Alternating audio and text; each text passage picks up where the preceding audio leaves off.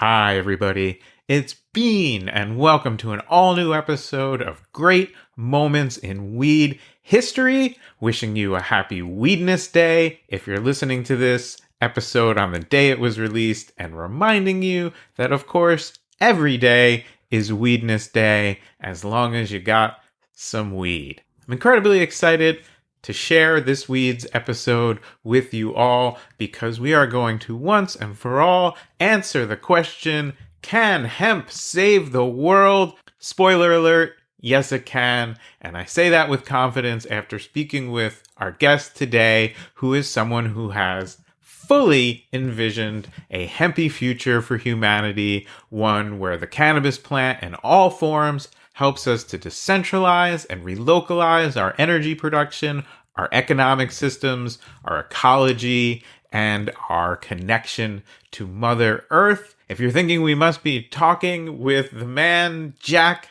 Herer, rhymes with terror, the Hemperor himself, I've got some unfortunate news for you, which is that he passed away quite a few years ago. The good news is we do have an entire episode of Great Moments in Weed History in the archive called Jack Herer Green Pilled the World. So if you know the man or you know the strain but you don't know the story, please go back and listen to that one. It was recorded live in Los Angeles. Definitely a favorite. But today we are going to talk with one and only living legend, Doug Fine. He's a friend of the podcast, a friend of mine, and a self-described solar-powered goat herder, a comedic investigative journalist, and a leading advocate for regenerative farming in all forms, including, of course, cannabis/hemp. Doug's books, and tell me if you detect a pattern here, include American Hemp Farmer, his latest, Hemp Bound, the book in which he outlined this vision of a hemp-powered future for the world. An excellent book called Too High to Fail. That was one of the first comprehensive looks at the new legal weed economy, and a bestseller called Farewell My Subaru that is fun and funny and informative, and they're all worth giving a read. Even more exciting is the fact that when it comes to hemp farming, Doug doesn't just talk the talk, he stalks the stalk. Hemp stalks, that is.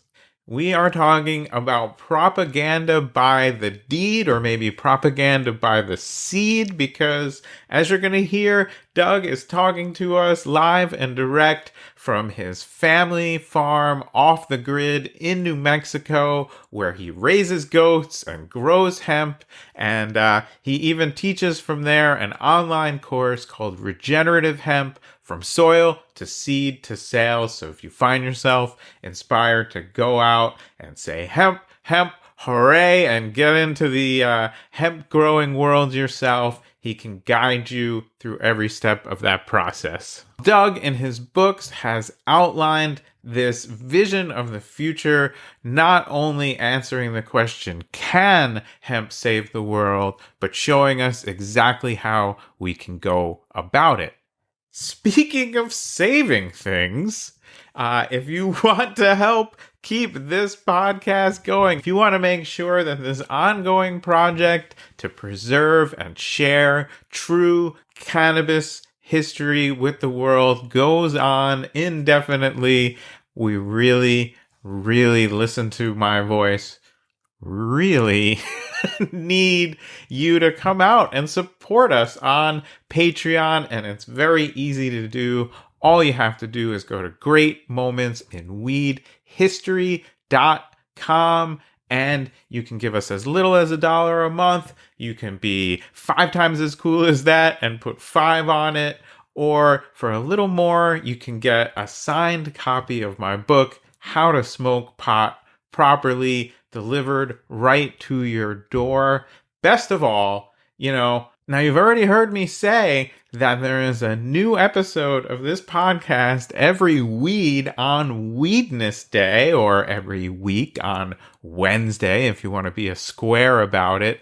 But that is only true for our supporters on Patreon, because wherever you're listening to this episode, you're only going to get one every other weed, every other Weedness Day, because every other weed on every other Weedness Day, I know this is getting confusing, but bear with me, we are a Patreon only show, because that is where we are having the secret sessions. I shouldn't even be telling you about it, but otherwise, how are you going to know to come and join us on Patreon to get these incredibly cool episodes that I've started doing, where I'm actually talking to our supporters on Patreon, and we are getting lit from the jump, and it is just a more informal, chill vibe way to get to know all the cool people who are part of this gmiwh, the Great Moments in Weed History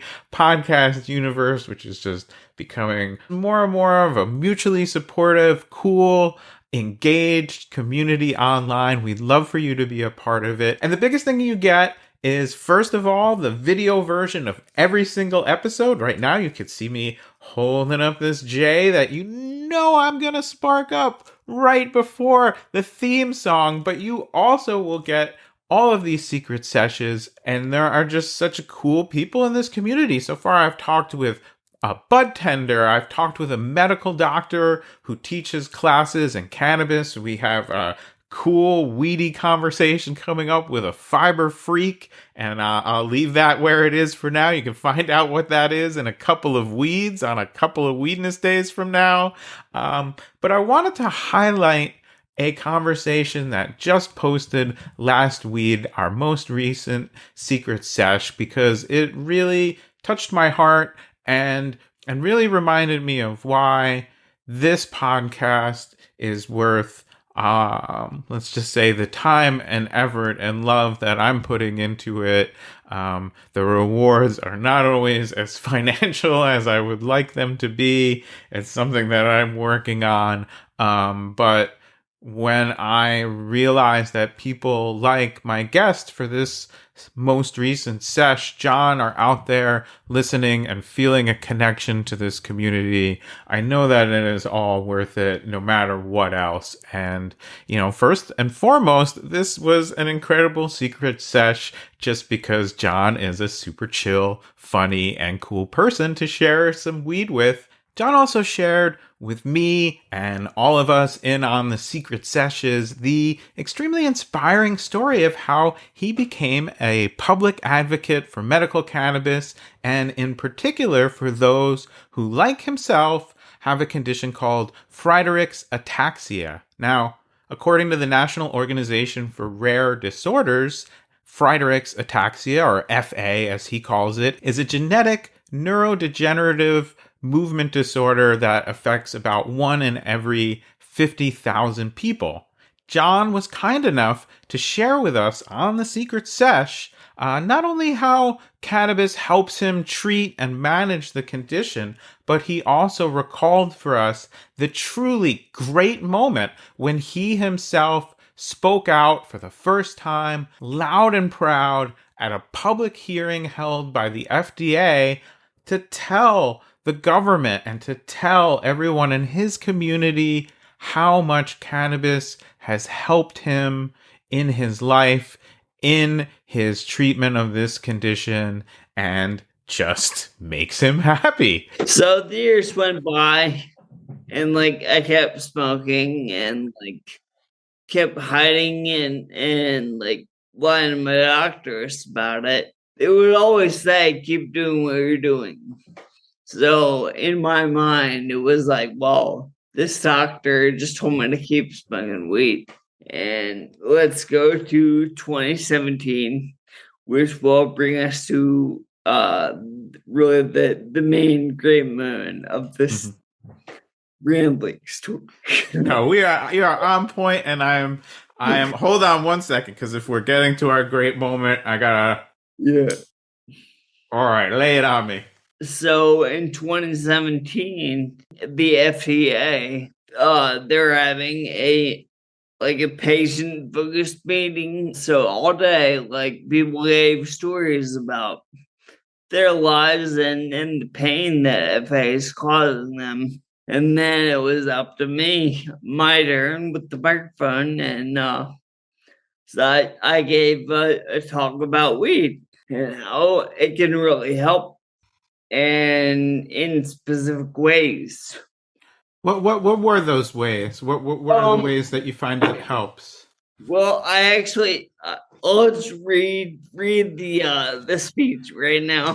Perfect. This is a recreation of a great moment in weed history. I'm thrilled. Hi, I'm John Cernsek. I currently do a lot to manage my symptoms.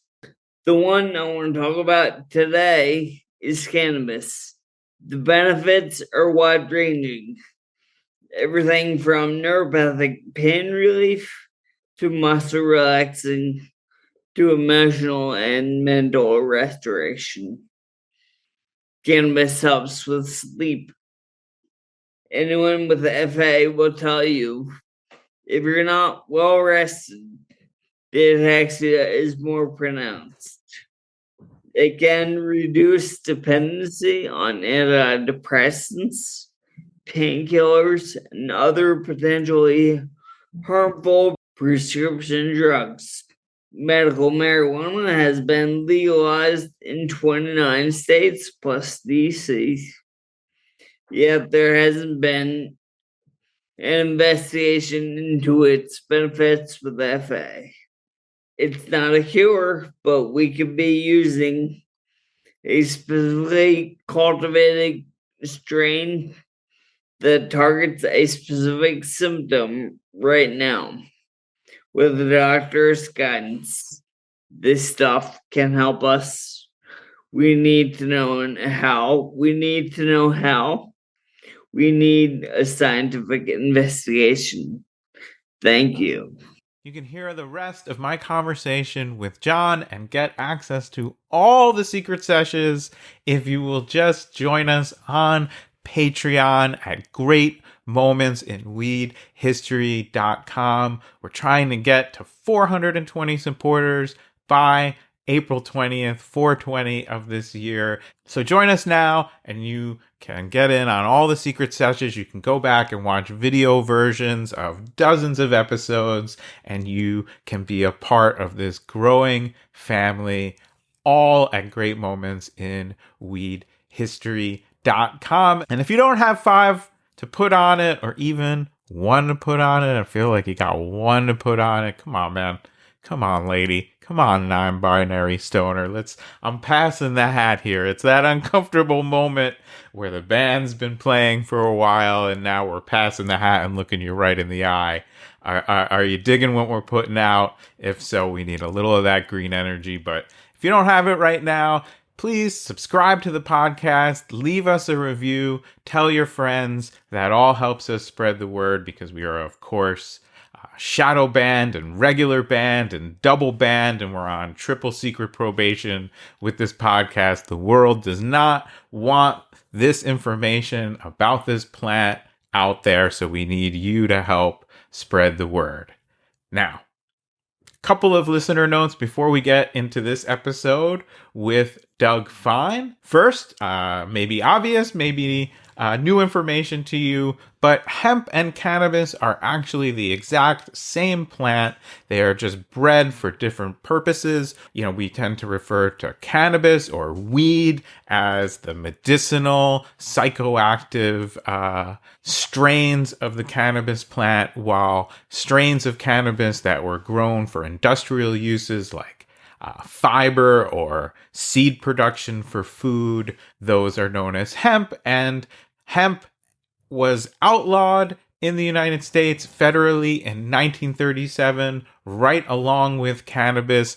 Check out our episode about ultimate human paraquat Harry J. Anslinger for more on that story. But the good news, at least for hemp, is that in 2018, the U.S. Farm Bill officially ended federal prohibition of hemp with a THC level of 0.3% or less. So that is a huge sea change that has led to a big movement of hemp growing, a lot of it for these sort of CBD rich cannabis that you can access yourself no matter where you live. And of course, we always recommend doing so from our supporters at Tweedle Farms. That's tweedlefarms.com. You can get CBD rich cannabis, gummies, tinctures, topicals, all farm direct. And if you use the promo code Great Moments, you will get a really nice discount from our friends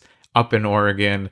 But in the meantime, the in-between time, the green time, for today's episode, I've got a nice, long, flowering sativa strain because that is the kind of cannabis I associate with my friend Doug Fine, because that's what we were smoking when we first met and became friends at the Cannabis Cup in Amsterdam. I'm thinking more than a decade ago. Time highs when you're having fun, kind of like time flies when you're having fun. And shout out to Doug for being such a great advocate of this plant and a good friend to me. I greatly enjoyed catching up with him. I think you're going to enjoy this conversation as well, except and unless, and with the single caveat that you might be saying to yourself right now with your inside voice, very quietly, hoping nobody realizes, like, oh, this is about to start and I'm not high at all. I don't even have anything ready to blaze. And I know we're about to hear the theme song and we'll be in the episode and everybody's going to be lit and I'm going to be way behind it. And I'm kind of freaking. Don't worry. You know what you got to do? Well, first of all, just take a deep breath. That feels good, even without the weed. And then hit pause. Easy peasy.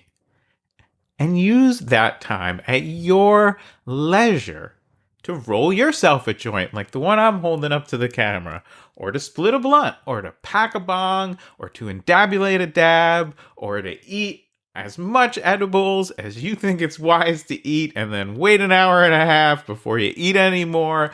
No matter how you get that weed into you, the one thing I can promise you is that when you are ready, we'll be ready for another great moment in weed history.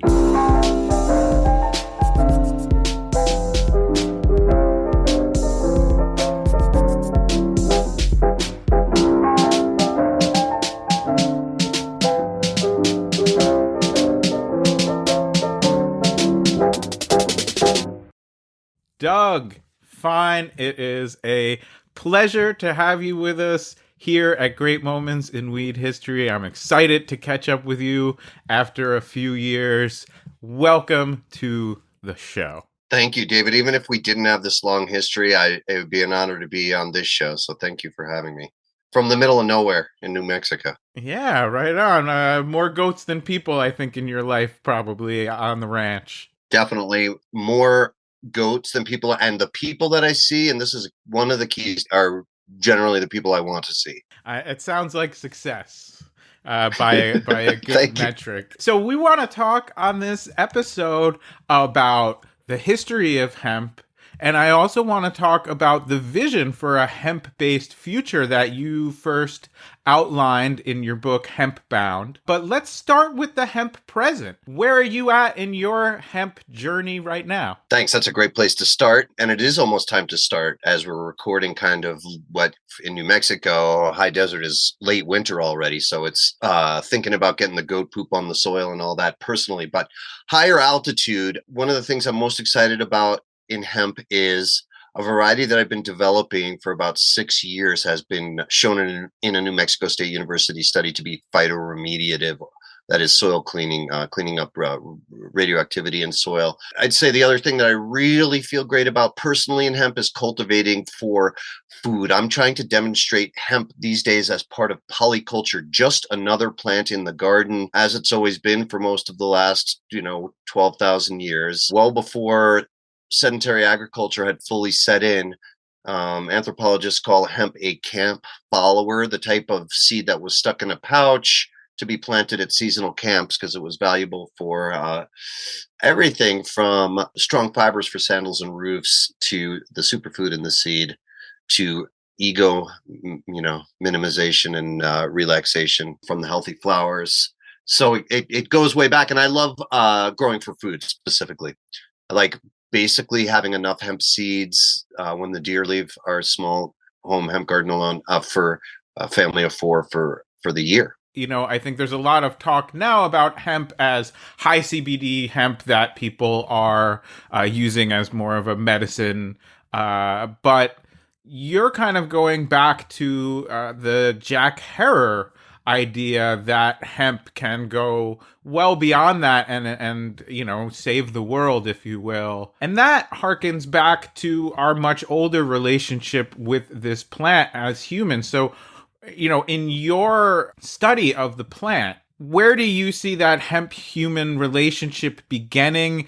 And let's kind of chart the evolution and then the de-evolution of human hemp relations. Everything we're going to be talking about hemp, I hope folks will also just map onto this idea that instead of petroplastics and other kind of toxics, humanity was able to function for a long time only with what the earth provided. And even through industrial revolution and everything, plastics were 20th century. But in the beginning, we touched on a little bit earlier, the camp follower idea, the fact that there were a series of valuable seeds that people all over the world carried and developed and cultivated even before the arguable misstep of sedentary agriculture and its successors, kings and lawyers and stuff or whatever, betraying a personal bias. David, I think we're supposed to be semi-nomadic, shamanistic primates. But but cannabis was part of it, even when we were that. And in our body, we are, of course, because of the receptors. So we're great friends with this plant. We love this plant. It keeps us healthy, and it makes great roofs and sandals. So it's always been in our lives. I'm really lucky to be making a TV show based on my latest book, American Hemp Farmer. And I got invited to Mount Vernon to film the first hemp planting at Mount Vernon, George Washington's estate, in 100 years. And it was fun filming in like all these colonial clothes and harvesting with a really sharp sickle. I cut my thumb and all that kind of stuff. But bottom line, no bones about it. They are proud. The people in charge of George Washington's legacy are proud of the importance that hemp played in this founding father's life. You mentioning Mount Vernon and George Washington as a hemp farmer, of course, brings to light one cultural touchstone, which is that scene in Dazed and Confused, where the perhaps most dazed and most confused of all the characters is factually right on when he's talking about how George Washington grew that shit at Mount Vernon, man. George Washington, man, he was in a cult. And the cult was into aliens, man. You didn't know that? No. Oh, man, they were way into that type of stuff, man. George tote weed. Man. Absolutely, George tote weed. Are you kidding me, man? He grew fields of that stuff, man. That's what I'm talking about. Fields. He grew that shit up in Mount Vernon, man. Mount Vernon, man, he grew it all over the country, man. He had people growing it all over the country, The whole country back then was getting hot. Let me tell you, man, because he knew. He was on to something, man. He knew that it would be a good cash crop for the southern states, man. So he grew fields of it, man. But you know what? Behind every good man, there's a woman.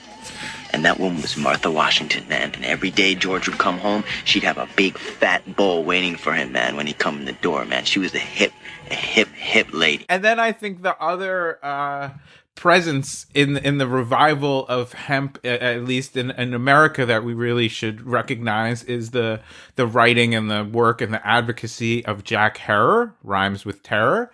We have a whole episode of this program about him, so I'll just touch on that. But the chord that he struck was not talking about the future of hemp so much as uncovering the obscured history of it. And so kind of to people who may not understand that history, how was hemp being used prior to Prohibition?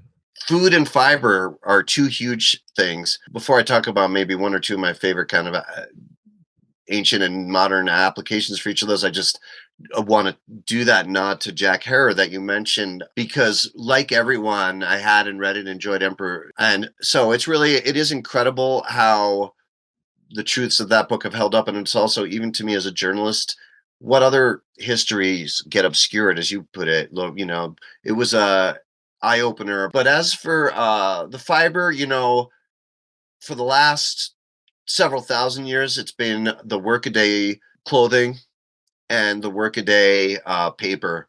So draft, but not final copy of the Declaration of Independence. Farming clothes, but not what was worn receiving company or whatever. Switching to food, how could people not have always eaten hemp? One time, an Iranian graduate student told me that when he was growing up, hot roasted hemp seeds kind of in like a paper wrapping with some salt and oil on top was the go-to like food going to soccer practice. They weren't in his day, they weren't ripping open Doritos. They were going to the stand and buying it.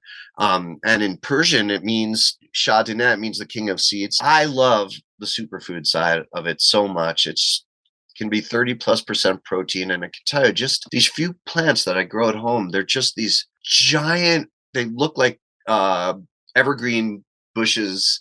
They're so dense and so much seed. A family can really jack up its protein, and it's really great in chicken feed, goat feed, all our livestock. I've been filming all that for the show too. Like, our livestock loves it. A cool modern use is the phytoremediation. I'll stop there and just say it's a major thing. The earth soil needs to be cleaned up from pesticides, herbicides, synthetic chemicals, saline in pumped water in places like California.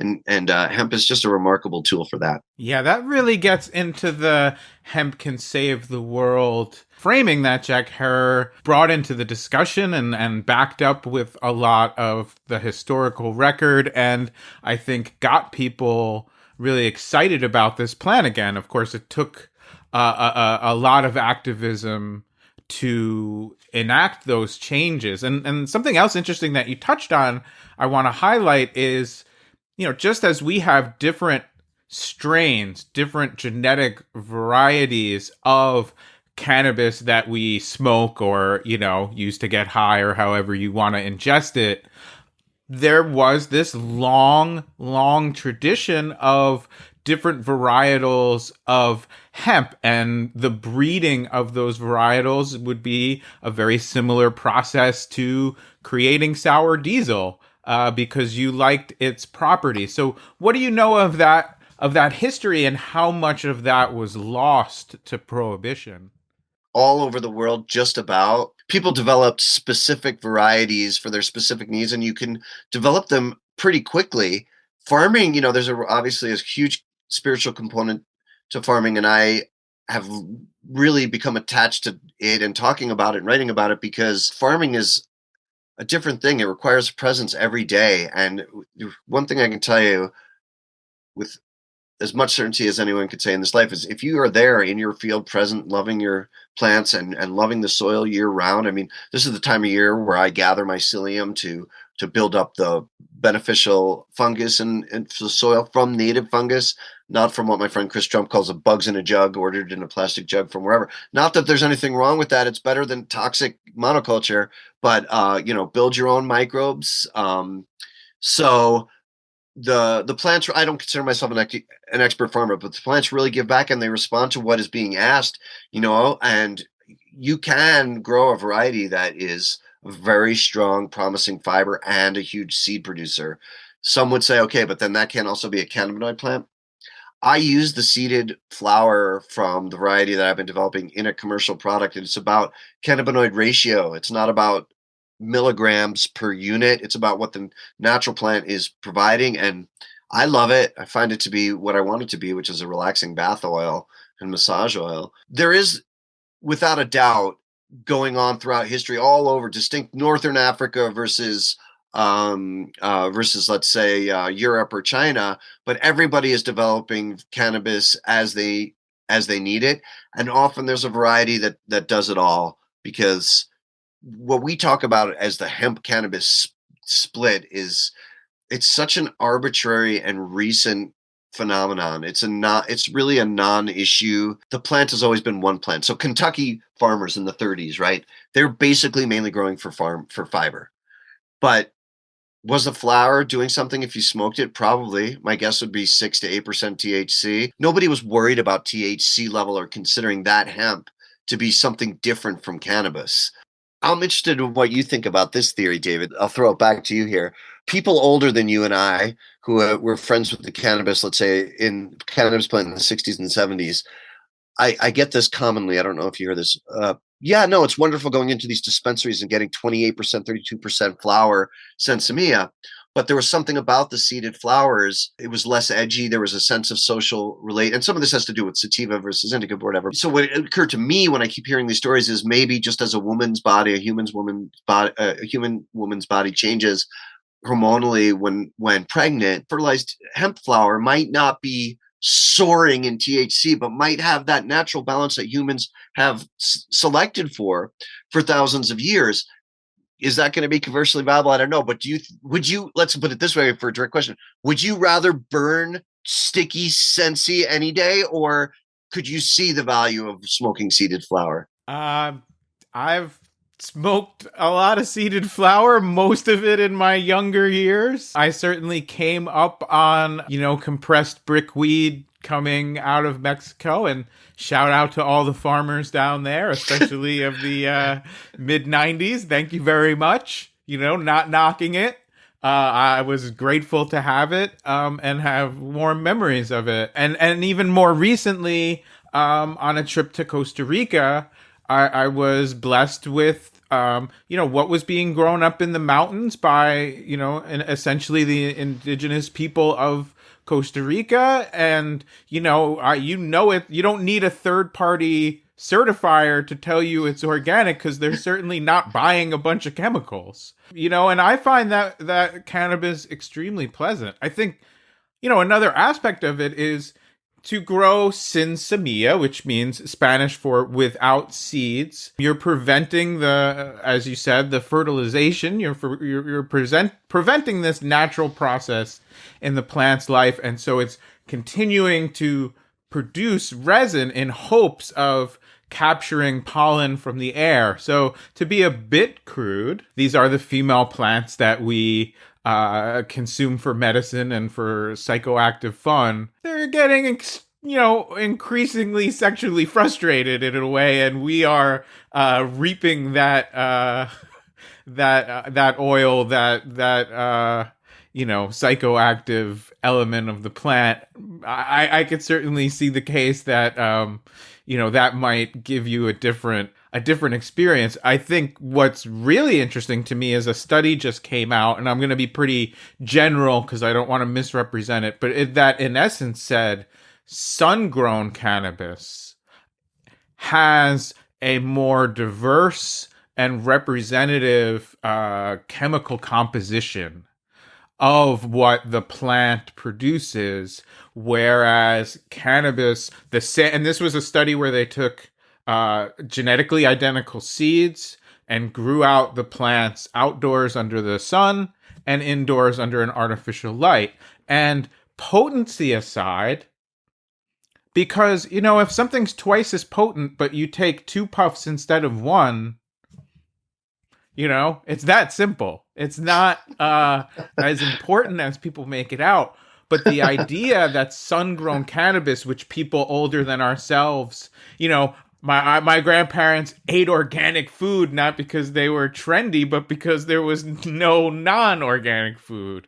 And the people of the cannabis enthusiasts of the 1980 or before, it was all sun-grown. And I do think that, now just very recently we have some science to show what I think people of our orientation towards the plant have long said. This plant evolved to eat sunlight, not to eat a narrow spectrum of artificial light. So I think that it's all very complicated, and I think anybody who's never smoked seeded weed, don't turn your nose up at it. you probably shouldn't be getting it at a dispensary for the prices that you're paying. But if you were just growing some plants outdoors and they got seeded, you're gonna have an enjoyable time picking the seeds out, and you're gonna have something good to smoke. To shift gears a little, what I loved about your book Hempbound when it came out, for me, I felt like the hemp activism up until that point, in the Jack Herer tradition, was really educational in terms of this obscured history and the uses of the plant that were documented but later denied. And of course, we look at the film Hemp for Victory that the federal government made to promote hemp growing as part of the World War II effort. So decades after they outlawed the plant. But in your book, you outlined a vision of the future of hemp. So not can hemp save the world, but what would a world that embraced hemp as a means to alleviating these self-inflicted calamities of our existence on the planet? Perhaps you can take us through how you got involved in that sort of future casting approach to hemp and where that led you. Thanks for that. While I was researching an earlier book called Too High to Fail about cooperatives of cannabis farmers in the Emerald Triangle, which was fun embedding there, moving the family out for a year to the Redwoods. While I was researching that book, the most progressive of the farmers in the Mendocino sort of community with which I was embedded, we're talking about centralizing for a regional group of farmers processing, which would be really easy for a lot of reasons. One inspection, you know what I mean? And uniformity in terms of if people are using certain strain names and professional equipment and all that kind of stuff. Good accounting, all of that business. And so while we were kind of having this conversation, one of the farmers said, and by the way, nobody does anything with the stalks. There's stalks like any kind of cannabis hemp plant. They're just there after the harvest. So that spurred me to start really looking first at cannabis hemp plant other than the flower, other than this $1 billion market that I was writing about in the book Too High to Fail. So that led to what became the book Hempbound. And yeah, you're right. It was not so much that even all the applications were so futuristic. It was just rediscovering them had huge promise. So a huge amount of carbon emissions come from today's petrochemical based construction and building industry. Hemp has always been built with. There's 1,000-year-old hemp houses in Ireland. There's bees that bring male hemp pollen back to the hive to pack it into the entranceway, so they have really strong integrity because of a lot of traffic. So it's a great building material, and I never leave home without a little hunk of hempcrete because I love talking about hemp building. So that's just one example. If you want to get on the tech end, hemp-based supercapacitors for next generation batteries, weaning us from environmentally degrading and often human rights violating rare earth mineral harvests, getting us into next generation energy is something that's important in my life.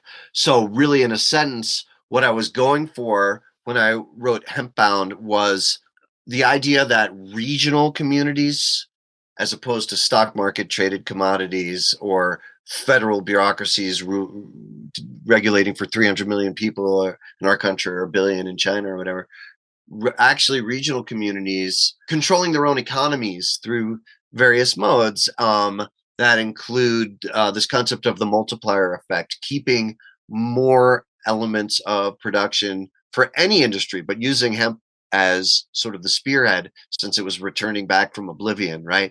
So if you have farmers in North Dakota that are growing thousands and thousands of acres for, say, superfood seed, they might be part of a cooperative where everybody is benefiting from a centralized production facility. And that's to say everybody according to cooperative principles, meaning it's a regional thing. It's not going to shareholders somewhere else. So there's actually a reason to be invested in communities. So there's a philosophy that goes along with the natural kind of healing connotations, healing of the nation connotations that cannabis hemp has.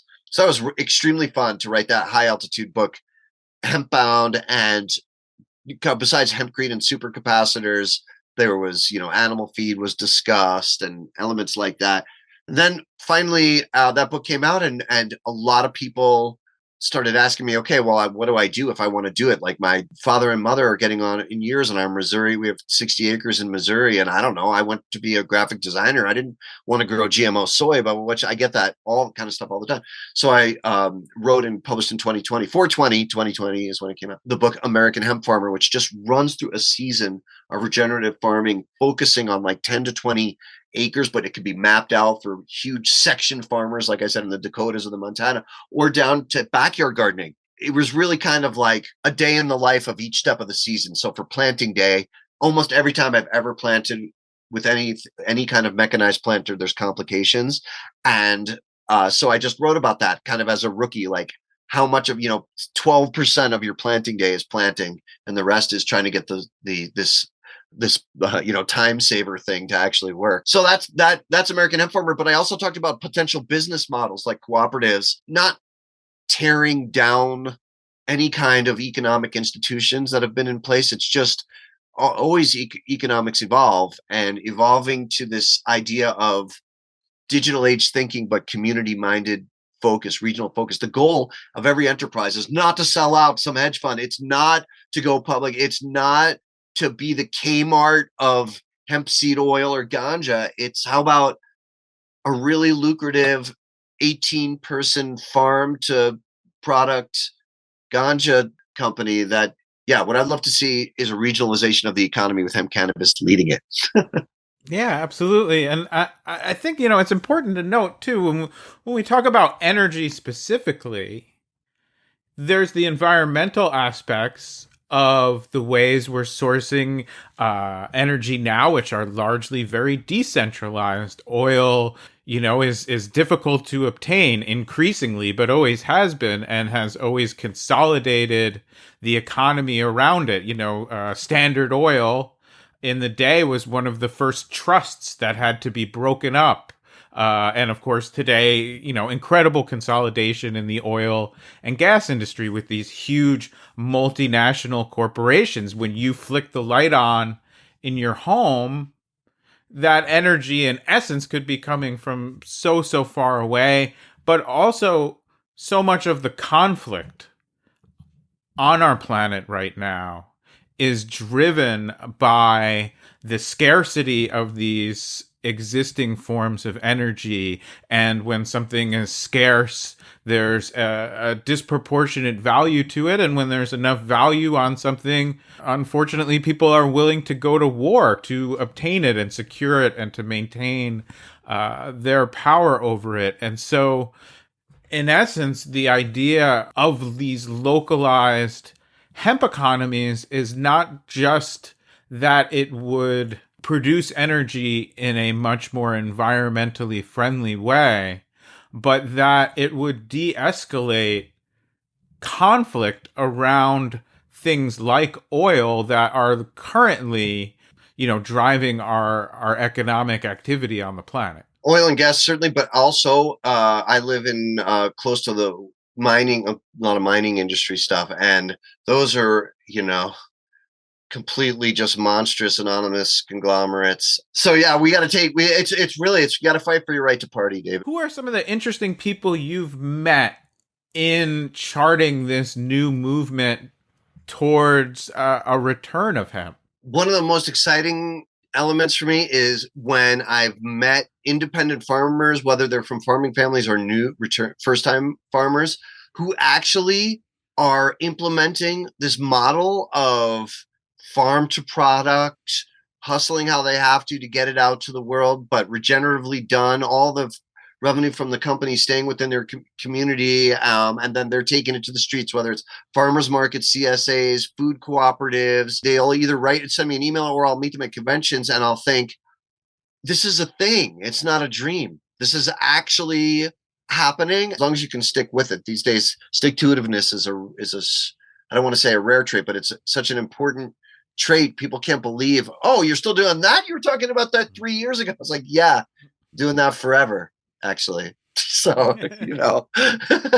Yeah, well, we talk about propaganda by the word, a lot, and then there's propaganda by the deed, which is where this journey ultimately took you to plant your own hemp and to become in essence a working model of this vision that you've been championing. So moving into your next book, give me what is the life? How are you living right now, and how is hemp integrated into that? I and my family are not food independent, but that's really what we do. We live here trying to inch towards food security as a family, and then spread that message through books and televisions and television and speaking. Growing your food, growing your plants, growing your herbs is obviously it's a human right without a doubt.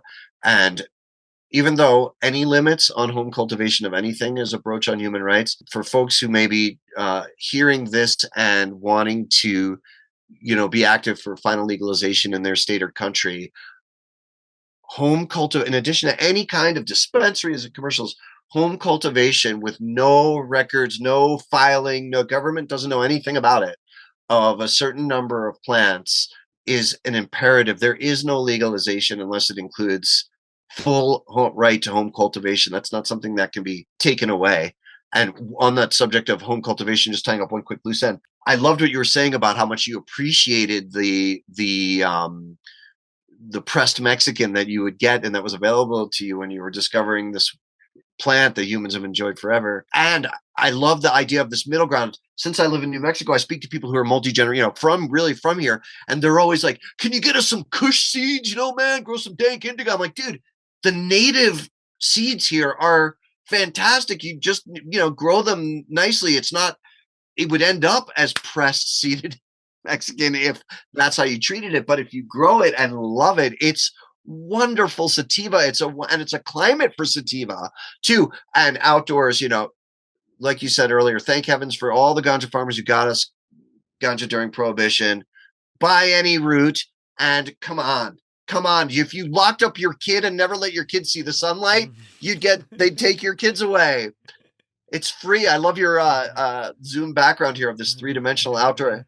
The sun's free, and that's what your plants want. I would never want to eat any food that I grew indoors.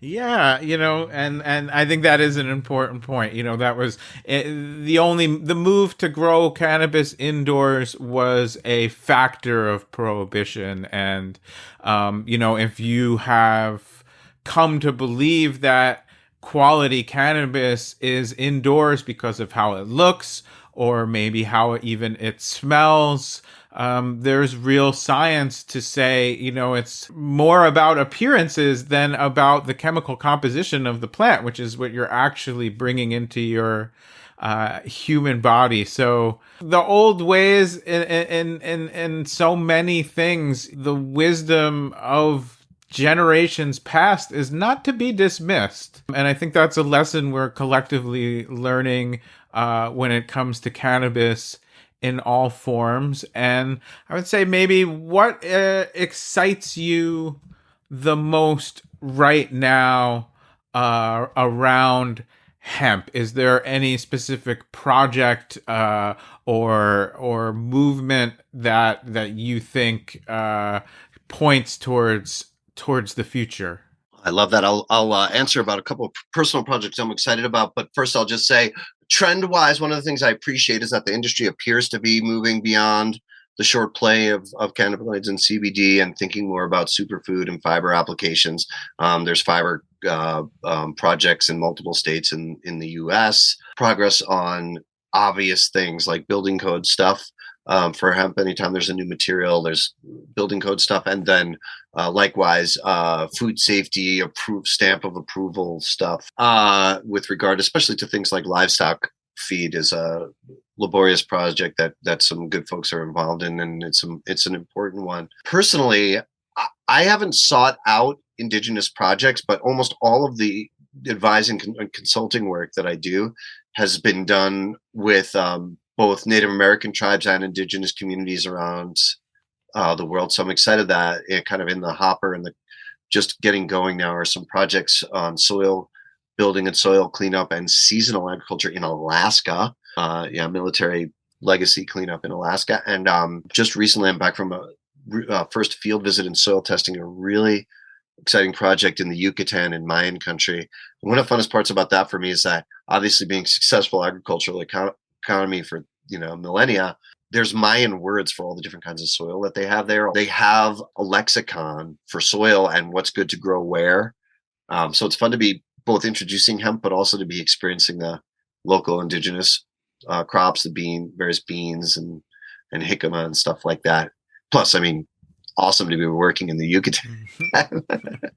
Yeah, absolutely. Well, that brings me to something I kind of wanted to bring things home with after this fascinating discussion, and I encourage people to really delve into your books to truly understand the transformative potential of, as you say, not just cannabis and hemp, but a reimagining of our food systems and our energy systems. Obviously, most people listening to this podcast are not constitutionally or economically going to be able to just immediately jump in and start growing a lot of hemp. But I feel like the message "smoke weed every day" had a great spokesperson and has gotten out there. But make the case to bring us home for eat hemp every day.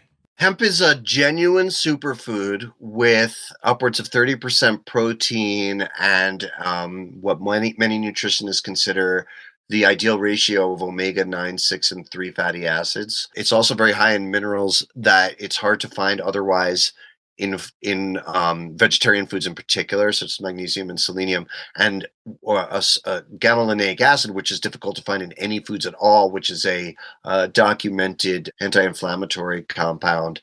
And we kind of live in an inflamed society. So for those nutritional reasons, I suggest eating hemp every day, and I sure eat hemp every single day. Whole seeds that we grow here, but hemp hearts from our organic farmers in our Southwest region, and hemp seed oil that's been pressed from crops that I've grown infused with some cannabinoids.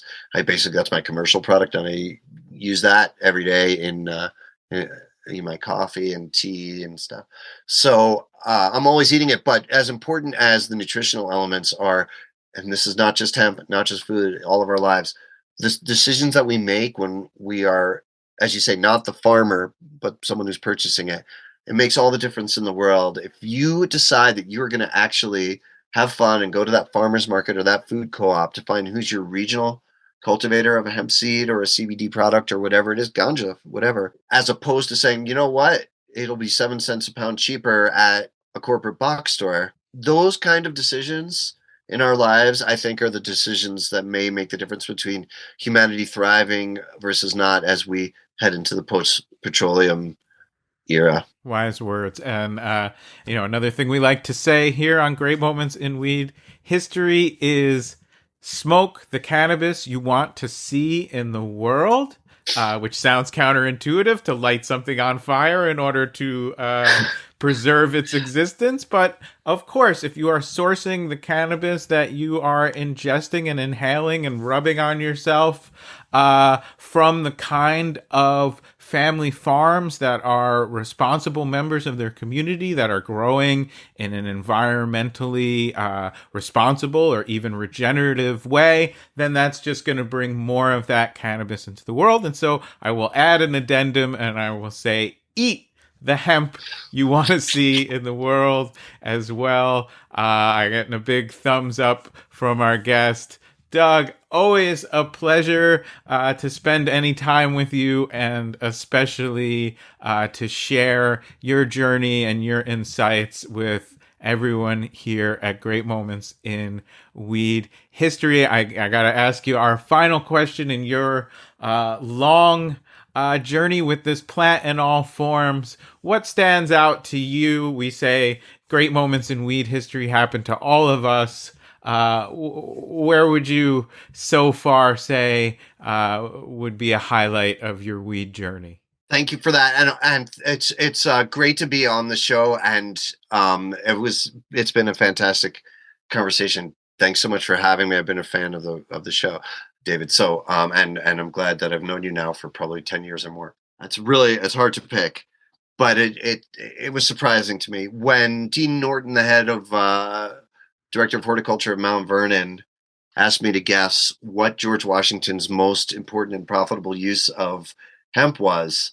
And I must have guessed 20 wrong answers. His number one application for hemp was fiber woven into fish nets that his boats would move across the Potomac, and he made the equivalent of today of millions of dollars in sturgeon and other fish that he harvested with hemp fishing nets in the Potomac. So learning that bit of history, bit of the cannabis plant, how valuable this plant is, it's the kind of thing that empowers one to go and talk about the health of this plant and biomaterial based economy in a Baptist church, or in a Hindu community across the pond, or whatever. You have history and truth on your side. And thank you for continuing to shout it out all the time. That's what we're here for. Oh, Doug, thank you. And to everyone, thank you for joining us for this episode. And we will see you next weed for an all new episode of Great Moments in Weed History.